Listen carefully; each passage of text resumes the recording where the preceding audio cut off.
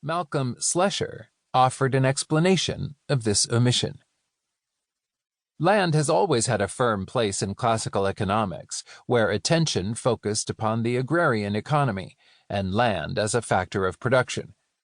Ricardo and Malthus founded their ideas around the land factor, in marked contrast to more recent economic thought in which land virtually dropped out of the scene, and production was viewed essentially as a synergy of labor and capital.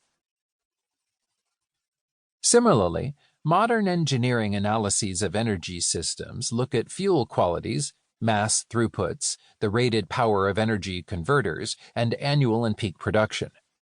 Of course, the design of specific energy extraction or conversion facilities must inevitably consider land requirements and land qualities in requisite detail, but space is not a common analytical denominator used to assess their performance. Still, relatively uncommon interdisciplinary inquiries into the nature and linkages of modern energy systems look at per capita energy use, energy's role in economic performance, and the impacts of energy conversions on environmental quality. But only very few recent publications have looked at power densities. I chose the measure as a key analytical variable in General Energetics, and in its second expanded edition, titled Energy in Nature and Society. David McKay's Sustainable Energy, Without the Hot Air, also uses the rate as an essential indicator that offers revealing insights into unfolding energy transitions.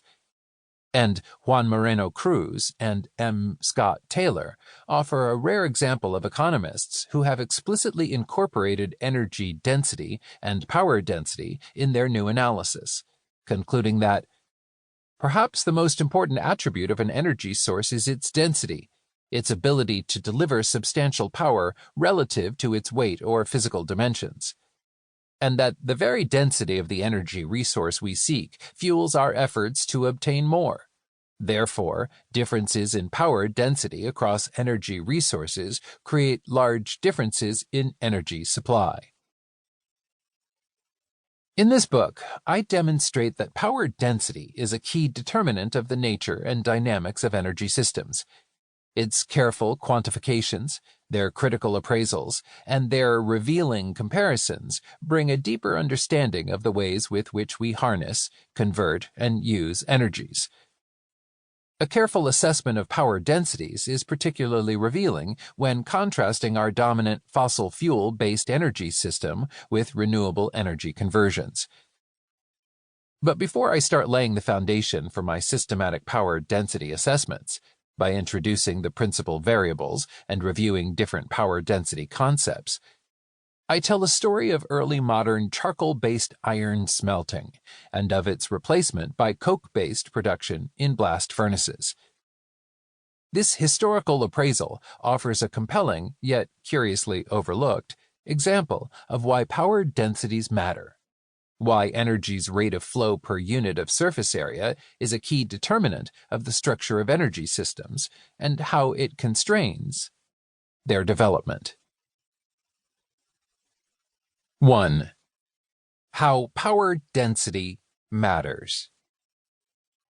This brief chapter starts with a 1548 King's Commission, proceeds to a great English invention of the 18th century, not James Watt's steam engine, and ends with the consequences of trying to supply a rising pig iron output in 19th century blast furnaces by metallurgical charcoal. In November 1548, the King's Commission, given to 20 men in Sussex, was to examine the hurts done by iron mills and furnaces made for the same on the Weald, the region of southeastern England between South and North Downs that was the center of English iron-making during the 16th century. The Commission's most pressing questions to witnesses were these. 5. If the said iron mills and furnaces be suffered to continue, then whether thereby there shall be great lack and scarcity of timber and wood in parts near the mills. 6. What number of towns are like to decay if the iron mills and furnaces be suffered to continue?